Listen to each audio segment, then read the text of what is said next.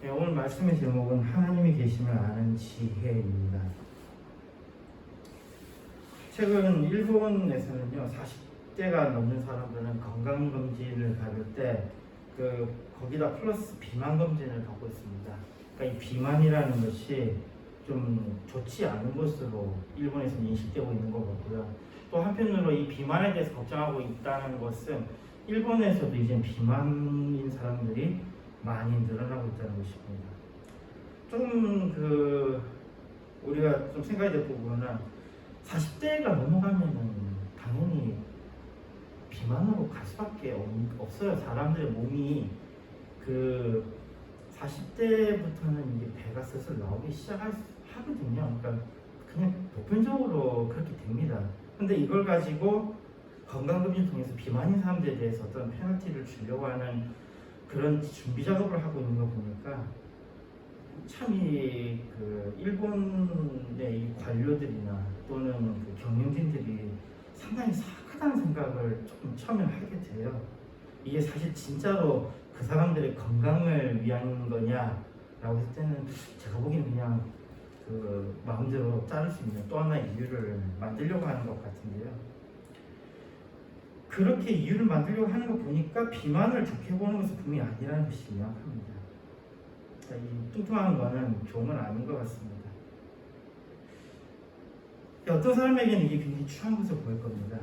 비만이라는 거, 뚱뚱하다는 거 굉장히 추하게 보일 겁니다. 근데 이게 어떤 사람에게는 아름답게 보일 수도 있다는 것에 대해 생각해 보셨습니다. 베트남 그렇게 이제 공부를 하다 보니까 베트남을 공부하다 보니까 베트남 공부하면서 이제 어떤 베트남 이야기가 있더라고요. 베트남 사람들 이야기가 있더라고요. 거기에 나오는 한 여자아이가 있는데 이 여자아이가 굉장히 날씬하고 예뻐요. 학교에서도 굉장히 이제 괜찮은 그런 외모로 좀 사람들의 부러움도 사고 있었는데 얘가 어느 날부터인가 계속 먹기 시작하는 거예요. 먹고 또 먹고 또 먹고 또 먹고. 그러니까 얘가 가면 갈수록 살이 쪄올 수밖에 없게 되는 거죠. 그랬더니 친구들을 비롯한 주변 사람들이 그 애에 대해서 욕하기 시작합니다. 왜 저리 저리 먹지? 거신이 들렸나? 이러면서 여러 가지 나쁜 이야기를 해야더니 아이고 쟤 뚱뚱해지니까 못생기기 시작한다. 이런 이야기부터 해서 상당히 많은 나쁜 이야기가 있습니다. 근데 이 친구는 그런 것도 아랑곳 없이 계속 먹어요. 계속 먹고 살이 계속 찌웁니다. 그리고 난 다음에 어느 정도 살이 불었을 때에 이 친구가 한동안 학교를 안 나옵니다. 그런 상황에서 그 학교의 선생님이 학생들에게 이제 공식적으로 이야기하는 거죠. 그 친구의 엄마가 백혈병에 걸렸는데 그 백혈병에 걸려서 골수를 이식해야 되는 상황에 왔는데 그 골수를 줄 수 있는 사람들을 검사하다 보니까 우리 친구가 골수를 줄 수 있는 사람 거기에 들어가더라. 그런데 한 가지 문제가 있었다면 이 골수를 주기 위해서 그 엄마랑 비슷한 체격이 되어야지만이 골수를 안전하게 줄 수 있다라는 조건이 붙어서 이 친구는 그때부터 엄마하고 비슷한 체격이 되기 위해서 열심히 먹고 살을 찌웠다는 겁니다. 그 이야기를 딱 들었을 때에 그 친구들이 굉장히 미안한 마음이 들기 시작하고 그 친구에 대해서 나쁜 이야기 했던 것들 이런 것들이 모두 후회되기 시작하는 거예요. 그리고는 나중에 병원에 가서 그 친구에게 자기들이 이런 생각을 가졌다고 이야기하면서 미안하다고 하는 장면이 나옵니다. 제가 이거를 보면서 베트남 사람들도 역시 우리랑 비슷한 어떤 분위기가 있다는 거는 제가 충분히 이해를 했고요. 그러면서도 일단은 이 이야기로만 봤을 때 살찌는 것에 대해서 베트남 사람들이 싫어한다는 걸 좀 알았네요. 누가 그러더라고 베트남 사람들은 그런 거 신경 안 쓴다는데 아닌 것 같아요. 보니까 이 이야기에서 베트남 애들이 살찐 사람에 대해서 수군거리는 거 보니까 베트남도 살찌는 걸 싫어한 것 같아요. 그리고 다른 동남아하고 다르게 베트남 사람들이 유독 적게 먹고 먹는 게 되게 신경을 쓰더라고요. 베트남이 이런 게 좀 있구나라고 했는데 이게 어떤 문화하고 연관이 있는가 봤더니 이게 바로 눈치를 보는 사회들이 이런 현상이 나타나요. 우리나라 사람들도 일본 사람들도 베트남 사람들도 슬림한 걸 좋아해요. 날씬한 걸 좋아합니다. 근데 그게 공통적으로 다 눈치 보는 사회였다라는 거예요. 다 눈치 보는 사회. 아, 여기가 굉장히 눈치 보는 사회구나. 그럼에도 불구하고 살을 찌우고 있는 이 친구를 모습 보면서 이게 살찌는 것이 이들에게는 눈치 보는 사회에서는 추한 것이 되었는데 이게 결코 추한 것이 아니라 아름다운 것이었다라는 것에 대해서 친구들이 다시 생각하는 그런 기회를 가졌다는 겁니다. 마지막에는 이 이야기가 참 훈훈하게 끝나는 걸 보면서 베트남 사람도 우리랑 참 상당히 같은 그런 그 정서를 공유하고 있다는 것에 대해서는 상당히 좀 놀랐습니다. 그러면서 또 한편으로 살찌는 것이 좋은 게 아니다라는 인식이 있다는 것도 하나 알았고, 그럼에도 불구하고 누구에게는 그 좋지 않다고 여기는 것이 한 사람 다른 사람에 있어서는 굉장히 소중한 것, 그것을 아는 사람들에게는 아름답게 보였다는 것입니다. 그러니까 이런 거예요. 그 친구가 엄마를 위해서 살찌고 있는 그때에 그 사실을 아는 사람은 그 친구가 살찌는 것을 보고 그 쪄오르는 살을 아름답게 봤을 거고요. 그걸 모르는 사람들은 그것을 굉장히 비난했겠죠. 오늘 본문 말씀 보니까 고린도전서 2장 18절에 십자가의 도가 멸망하는 자들에게는 미래하는 것이요 구원을 얻는 우리에게는 하나님의 능력이라고 말씀하고 있습니다. 이 그리스도의 십자가, 그리스도가 가셨던 그 길이 이 가치를 모르는 사람들에게는 이것만큼 미련한 것이 없다고 생각되지만 구원을 아는 자들에게는 이것보다 소중한 것이 없습니다. 십자가의 그 치욕스러움은 모르는 자들에게서는 그것은 너무나도 추한 것이고 너무나도 더러운 것이었습니다. 너무나도 부끄러운 것이었어요. 그런데 그 십자가의 도가, 예수님께 죽었던 저주받은 자가 달리는 그 십자가가 나를 살리고 내 옆에 사람을 살리고 내가 사랑하는 사람들을 살리는 그 생명의 길이었다는 것을 아는 자들에게 있어서는 그것만큼 소중하고 아름다운 것이 없었다는 것입니다. 이것은 그의 포커스가 어디에 맞춰지느냐에 따라서 다르다는 것이죠. 구원을 하는 자들에게 있어서 십자가의 도, 그 추악한 십자가의 도만큼 소중한 것이 있었겠습니까? 그리스도의 십자가 외에 우리를 구원할 능력이 어디 있습니까? 그것만이 우리를 구원할 수 있습니다. 그것만큼 귀한 것이 있었겠습니까? 서점에 들어서 최근에 어떤 책이 나와 있는가를 좀 살펴보았습니다. 그러면서 여러 가지 책들을 쭉 보면서 참 다양한 책들이 많이 나왔구나 했는데 또 한편에 가니까 이런 책이 있더라고요. 신을 믿으면 안 된다는 것에 대해서 강력하게 강조하는 책이 있더라고요. 보니까 미국 사람이 쓴 거예요. 미국 사람 보니까는 뭐 그냥 커뮤니티에서 여러 가지 잡담들을 내놓는 그런 거에 근데 그걸 책으로 여건했더라고요. 그러니까 왜 예수를 믿으면 안 되냐, 왜 신을 믿으면 안 되냐에 대해서 막 이야기했는데 이걸 보고 또 꽂힌 사람이 번역을 했어요. 이 번역자가 보니까 이 사람은 자기가 기독교인이라고 그러네요. 기독교인이었는데 이제는 안 믿는데요. 그래서 가만 봤더니 가톨릭이더라고요. 뭐 가톨릭이 기독교라고 할 수 있는지 솔직히 잘 모르겠습니다만 자기는 기독교라고 그러면 가톨릭을 어쨌든 자기 가톨릭에서 자라났고 심지어 자기는 결혼도 가톨릭에서 혼인성사 가톨릭 교회에서 그거에 맞춰서 결혼을 했답니다. 그런데 그렇게 결혼한 자신이 너무나도 무지하고 부끄러워서 싫다는 겁니다. 지금 싫다는 겁니다. 그래서 사람들이 더욱더 신을 믿으면 안 되는 이유에 대해서 이야기하고 싶었고 이게 참 좋은 책이 있어서 번역한다는 식의 이야기를 했더군요. 자기가 아무리 살펴보아도 신을 믿어야 할 이유가 없다고 합니다. 근데요, 반대로 생각해 봅시다. 신이 있다고 생각하는 것이 문제가 있습니까? 신이 없다고 하는 것은 좋습니다. 근데 신이 있다고 하는 것이 문제가 있습니까? 신이 없다면 정말로 유리한 것입니까? 여기에 대한 대답은 우리가 잘 안 읽는, 정말 사람들이 잘 안 읽는 고전이라는 것. 그 고전 속에 도스토옙스키의 작품 중에서 까라마초프가의 형제들이라는 작품이 있습니다. 이 부분에서 이 부분을 잘 다루고 있더라고요. 그러니까 이미 도스토옙스키가 여기에 대해서 고민을 많이 했고 또 사람들의 이야기들을 많이 경청한 것 같습니다. 그리고 여기에 대해서 이야기했어요. 왜 도스토옙스키가 경청을 하고 이 이야기를 했다고 제가 말을 하냐면요. 도스토옙스키, 카라마초프와 형제들에 나오는 주인공이 이 태도를 갖는 것이 아니라 그 주인공의 형이 이반, 그 둘째죠. 이반이 이 이야기를 했기 때문이에요. 이반은 여기서 무신론자로 나옵니다. 근데 이 이반은 신이 없다고 강력하게 주장하는 것이 아니라 신의 존재를 부정하지는 않는 아주 모호한 무신론자로 나옵니다. 여기에 대해서도 도스토옙스키의 그 여러 가지 고민이 있었던 것 같아요. 아예 신이 없다고 주장하는 인간들은 그냥 악한 놈들이에요.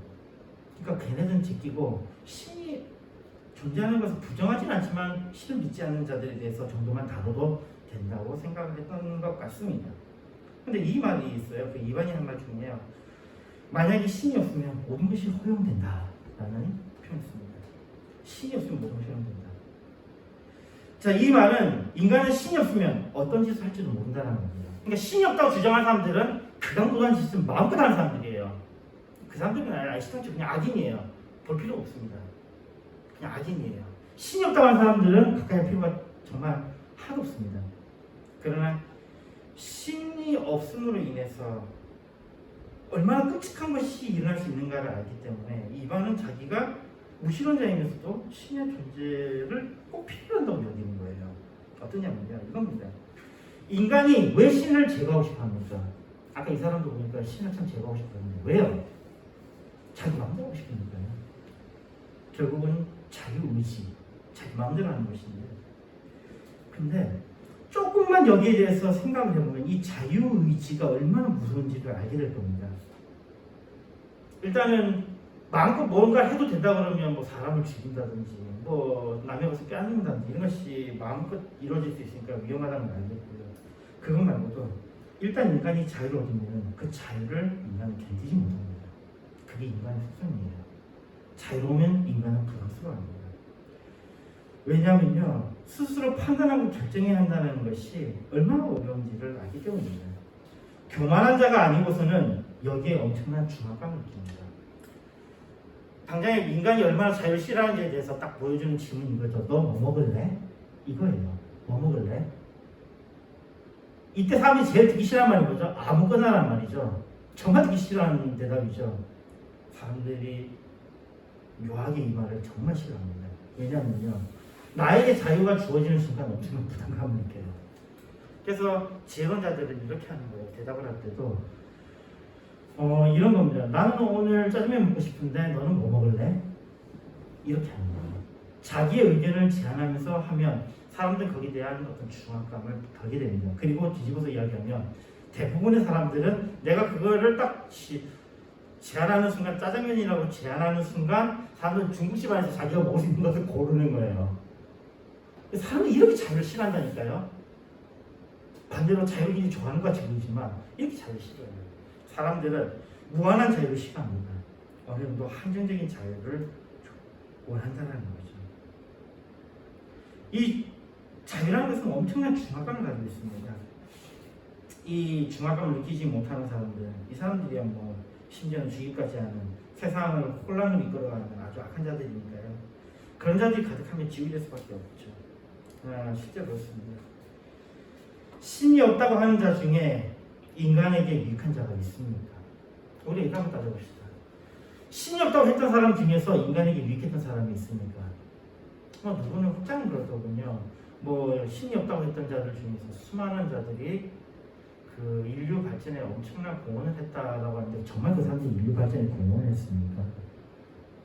그 사람들이 신이 없다고 해서 내놓았던 그 이론들이 인간을 과연 이롭게 했습니까?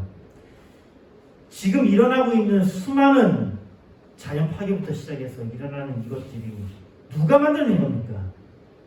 바로 신이 없다고 하는 자들이 만들어낸 겁니다. 그들은 인간에게 전혀 유익하지 않습니다. 스스로는 성공했을지 모르겠지만 과연 누가 이에 도움이 됐습니까? 그만한 자들만 늘어날 뿐입니다. 또 최근에 이 영화를 보니까요, 이런 모습이 나오더군요. 신이 있는데 신이 인간을 적응해요. 뭐 예를 들어서 올림푸스 12신 중에 제우스 같은 경우에도 막 이런 그런 게 나와요. 제우스 신이 있는데 인간들이 이런 일들을 어려움을 겪을 거다라고 어떤 신이 이야기했더니 제우스가 비아냥거리면서 그러는 거예요.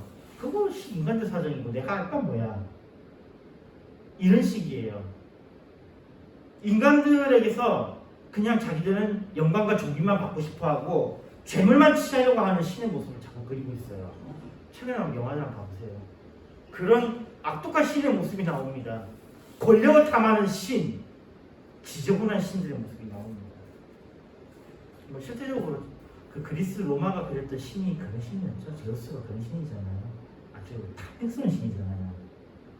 인간의 여자도 심지어는 탐하는, 남의 여자를 탐하는 아주 탐욕스러운 나쁜 신이잖아요. 그러니 여기에 대해서 정의로운 인간은 어떤 거냐면 바로 이 신에 대해서 반발하고 싸우는 것입니다. 그러면서 지속적으로 신이 필요 없다고 주장하고 싶은 것 같아요. 이게 현재 우리가 살고 있는 시대의 한 모습인 것 같습니다. 과학의 발전으로 인간의 이성이 강조되는 분위기입니다. 여기에 대해서 신은 필요 없다라고 이야기하고 더 나아가 수많은 거짓들을 만들어내고 있습니다. 신을 믿는 자들은 나약하고 어리석은 사람들이다 라고 규정하고 있습니다. 무엇을 많이 배우고 아는 사람들은 반드시 하나님을 떠난다고 주장합니다. 생각해보면, 잘 생각해보면 네가 만약 똑똑하면 신을 믿는 건 말도 안 된다는 겁니다. 그러나 그들은 교만한 상태에 불과합니다. 지식이 더하고 지혜가 더하면 신이 의미 없는 것이 아닙니다. 정말로 지식이 더하고 그로 인해서 지혜가 더한 사람들은 오히려 이것 깨닫습니다. 인간의 나약함, 인간의 어리석음, 인간이 어찌할 수 없음들을 더 많이 발견하게 됩니다. 그러기에 그들에게 있어서는요, 더욱더 겸손해야 될 이유를 찾게 됩니다. 그리고 더욱더 주님의 도움을 필요로 하게 됩니다. 신이 없다고 주장하는 사람들도 있지만요, 또 이런 사람들도 있습니다. 신이 없는 듯이 행하는 자들이 있습니다. 이런 교만한 사람들이죠. 지식이 더하면서 신의 필요성을 부인하는 사람들도 있지만 그보다 더 악한 사람들은 바로 이 신을 이용하는 사람들입니다. 대표적인 것이 그 성직자들이죠. 자기 입으로는 하나님에 대해서 이야기하고 있지만 실제적으로는 사람들에게 있어서 다른 것들을 이야기합니다. 그 비판하던 그 신이 없다고 하는 거 비판하는 것 중에 하나가 요거를 이야기했더군요. 목사님들이 설교하시는데 이렇게 이야기하는 목사님들이 아무것도 염려하지 마십시오. 하나님께 다 맡기십시오. 기도하면 모든 것이 이루어집니다. 라고 하면서 자기는 보험을 들어요. 목사는 보험을 들어요. 그리고 목사는 국민연금에 가입을 해요. 그것도 많이 가입해요. 그리고 목사는 자기 부동산을 주식해요. 아니 아무것도 염려하지 말고 기도하면 된다고 하는 그 사람이 왜 보험을 들고 왜 적금을 들고 왜 자기 부동산을 늘려갑니까? 라고 하면서 비난하더라고요. 바로 이것이 잘못된 거예요. 이것이 기도하면 된다는 잘못된 것을 이야기하고 있는 뭐예요? 신이 없는 듯이 행하는 자들이에요. 이것이 성경은요 우리 보고 기도하고 있으라고만 하지 않아요. 우리 보고 해라 그러죠. 기도하고 그럼 뭐라고요? 너희도 가서 이와 같이 행하라. 너희의 행함이 없으면 그건 죽은 믿음이다. 아니 성경이 어디에 우리 보고 기도만 하고 있으래요? 심지어 기도라는 단어 자체가 어떤 의미인데요? 그리스의 프로시코마이가 단순하게 그냥 앉아서 중얼중얼거리는 게 프로시코마인가요? 행하라는 거예요. 그러면서도 저는 이 프로시코마이에 대해서 상당히 흥미로운 것을 봤습니다. 이 마이가 붙으면요, 이게 중간태 내지는 수동태거든요.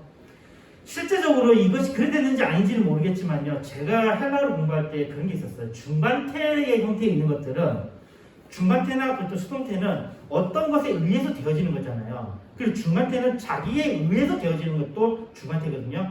그 중간태에서 자기에 의해서라는 분이 생각됐을 때에는 그냥 그것이 심지어는 그 데퍼넌트 동사가 됐다고 하더라도, 그러니까 능동태가 되더라도 그것은 누군가에 의해서 되어지는 것. 아무리 못해도 자기에 의해서는 되어지는 것이어야 돼요.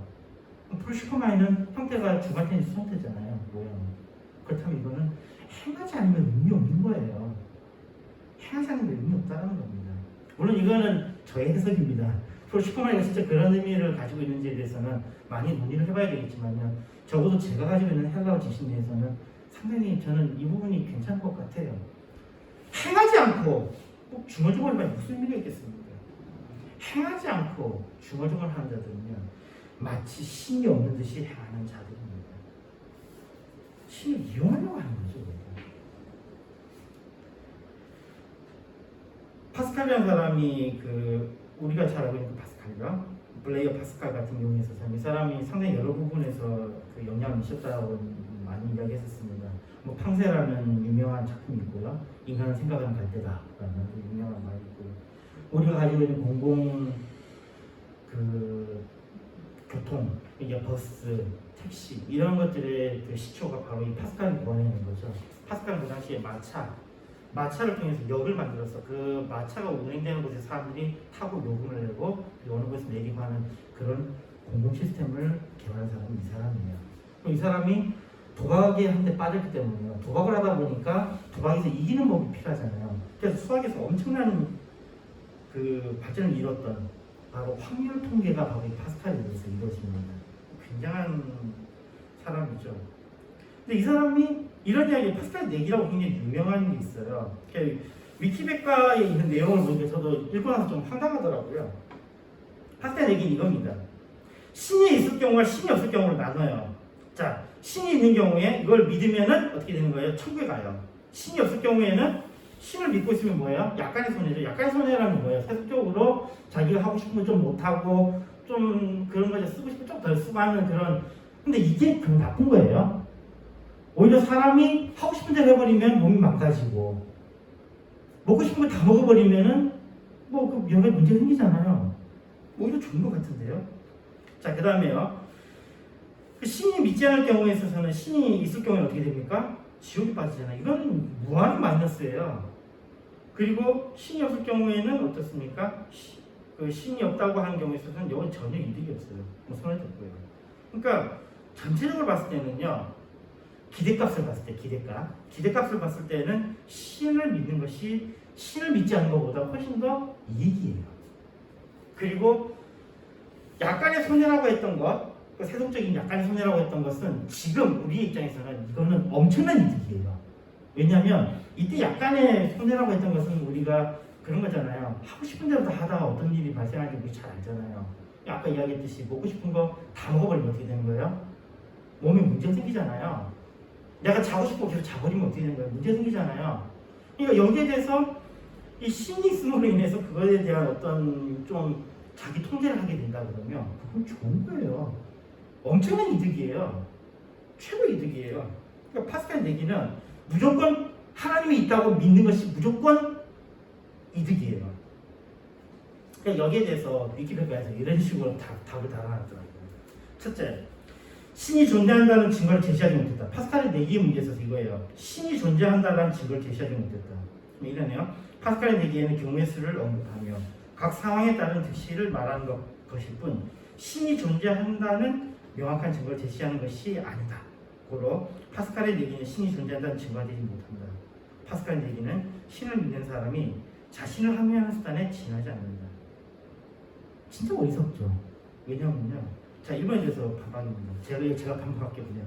파스칼의 내기에는 처음부터 신이 존재한다고 이야기하지 않습니다. 신이 존재한다면 가정이잖아요. 뭔 소리 하는 거예요, 이 사람은.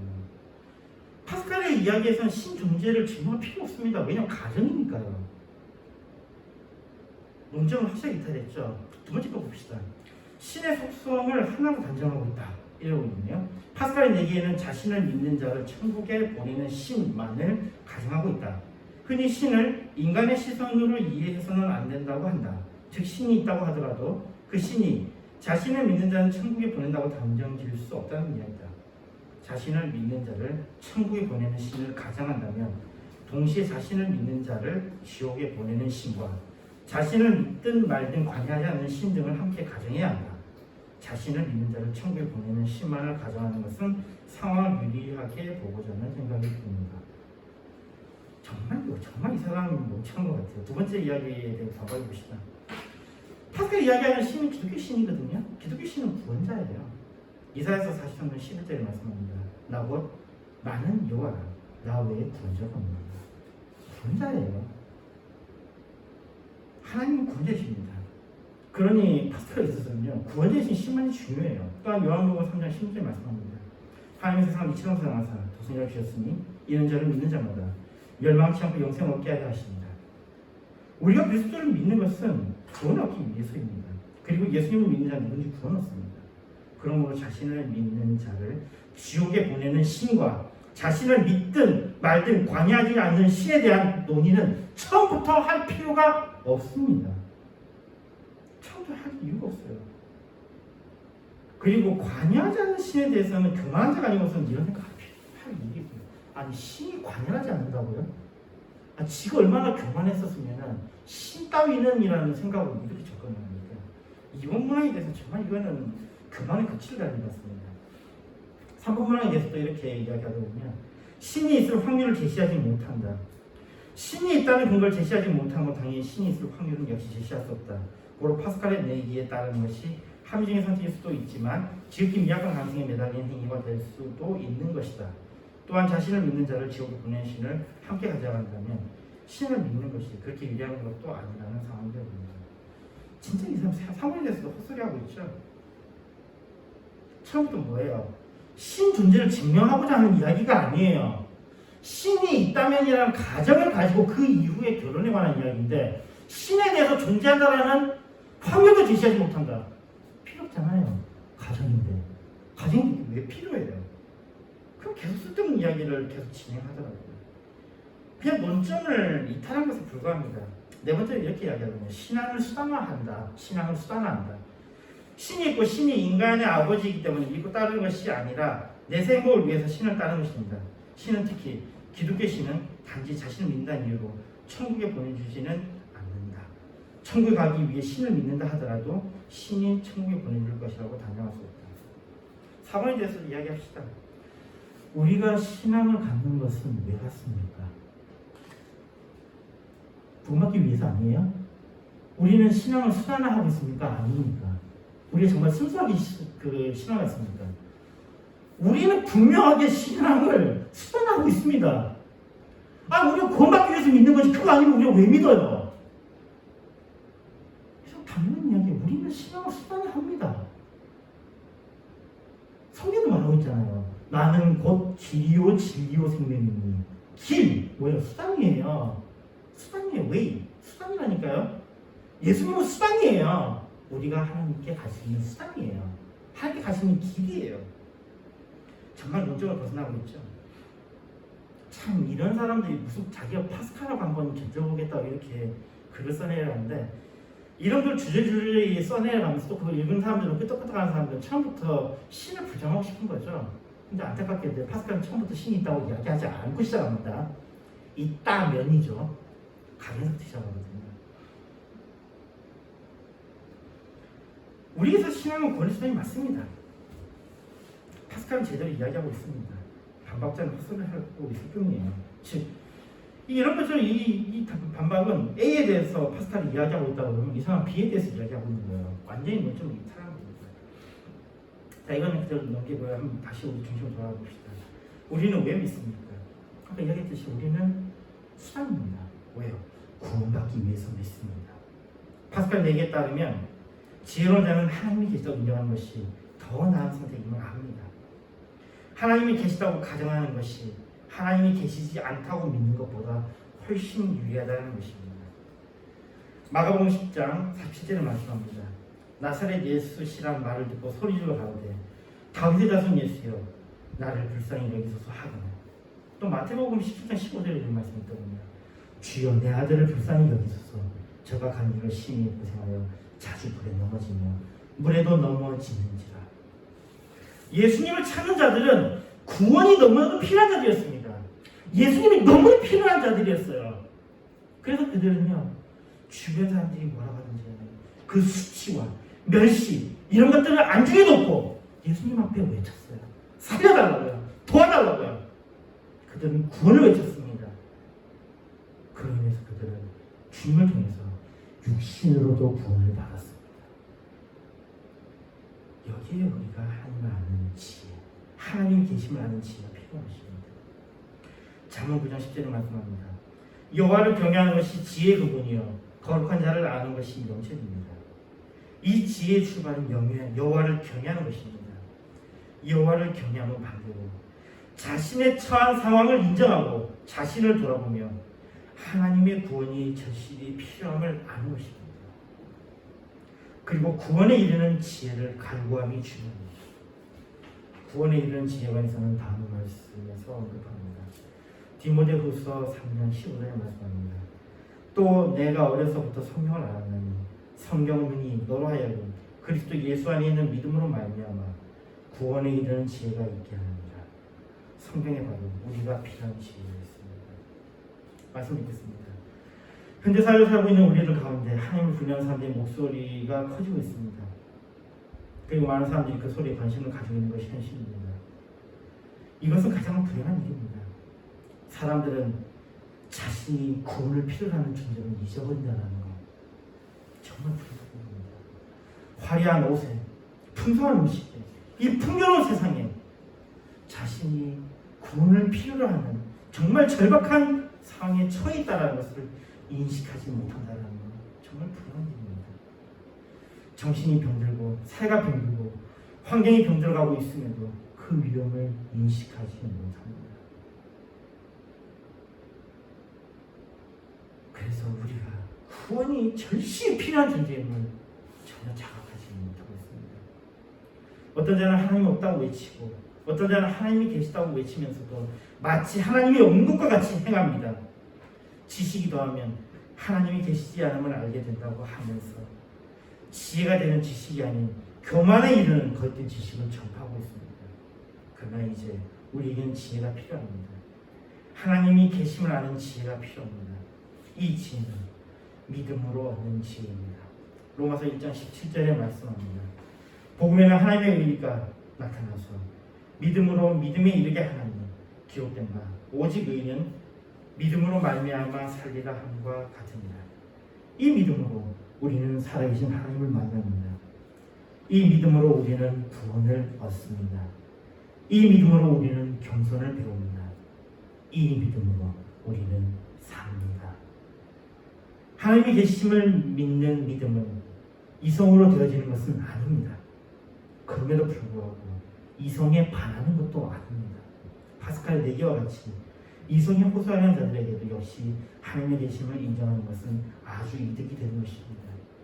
오히려 믿지 않는 것은 지금의 세상에서도 손해이며 죽음 이후에도 손해입니다. 우리에게 하나님의 계심을 믿는 지혜가 있기를 바랍니다. 우리가 구원이 필요한 비참한 가운데 있음을 아는 지식이 있기를 바랍니다. 우리에게 우리의 무능함을 인정하는 겸손을 배우는 의지가 있기를 바랍니다. 구원자를 찾는 우리가 되었으면 합니다. 예수는 그리스도시며 우리의 구원자이십니다. 그분을 믿는 자는 누구든지 구원을 얻을 것입니다.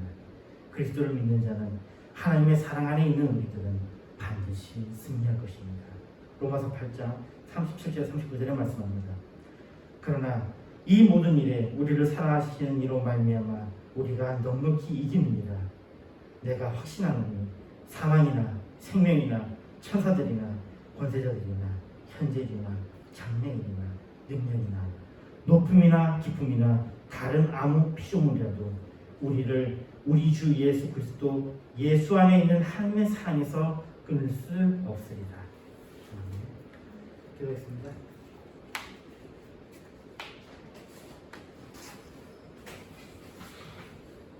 하나님 감사합니다. 우리에게 하나님의 계심을 아는 지혜가 있게 하여 주시옵소서. 믿음으로 날마다 세상을 이기게 하여 주시옵소서. 예수님으로 믿겠습니다. 아멘.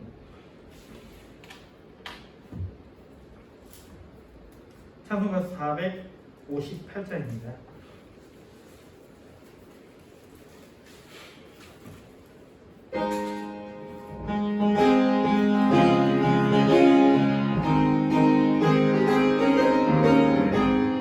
주의 친절한 발에 안기세 우리 마음이 평안하리니 항상 기쁘고 복이 되겠네. 영원하신 발에 안기세 주의 발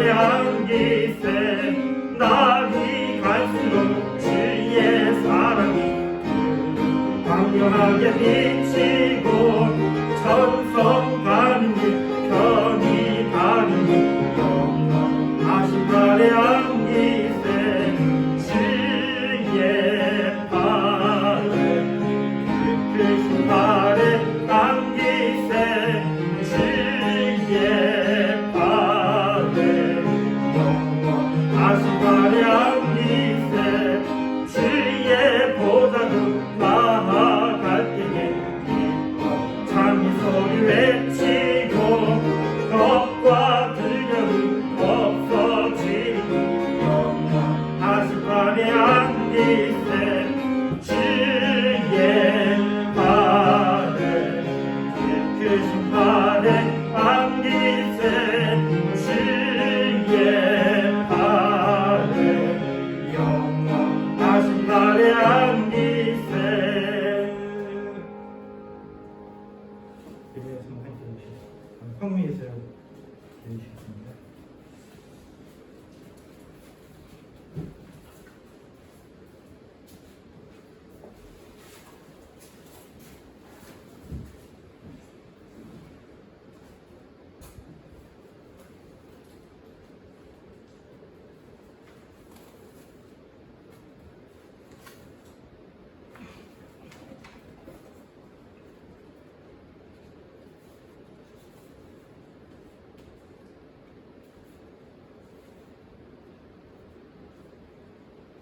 기도하겠습니다. 때를 맞추어 필요한 것을 생각하게 하시고 해결하게 하시고 감사하겠습니다. 감사해요 감사하시는 감사함으로 수용하였습니다. 성경으로 세상을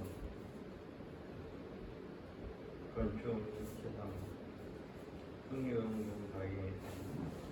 건축으로 가겠습니다. 11조 세상을 11조 가겠습니다. 좋으신 하나님 오늘 또 오늘 이렇게 주시고 그들에게 예배드릴 수 있도록 은혜를 입혀 주신 것을 감사합니다. 예수와 그리스도 되신 이 분명한 사실을 다시 한번 우리가 입으로 믿어 마음으로 믿어 입으로 신하고 구원에 이르는 이 축복이 있음을 다시 한번 깊이 감사 감격하는 저들에게 물감이 있도록 강하고 선대한 믿음을 주시옵소서. 이 시간 귀한 예물을 드렸습니다. 이 예물이 쓰여지는 곳에 주님의 나라가 확장되게 하시고 이 예물 쓰는 곳에 삶 살리고 영원 살리게 하여 주옵소서. 정말 이 지역의 주간 영혼들 살리는 목양교회 되기를 주님 소원합니다. 도와주옵소서. 오늘 또 주연이라는 직분이 있었고 특별히 이 예물이 쓰여지는 곳에 하나님의 그 소원이 이루어지는 하나님이 기뻐하는 예물이도록 관리하는 자들의 손길을 지혜를 명철을 충만을 더하여 주옵소서. 감사를 드렸고 예수님의 이름으로 기도드리옵나이다. 아멘.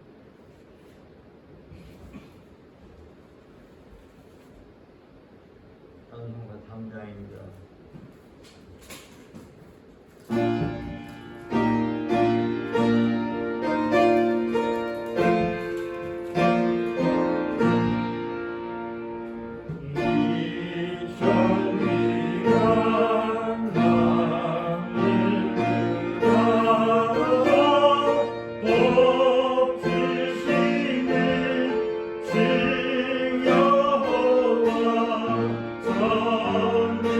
주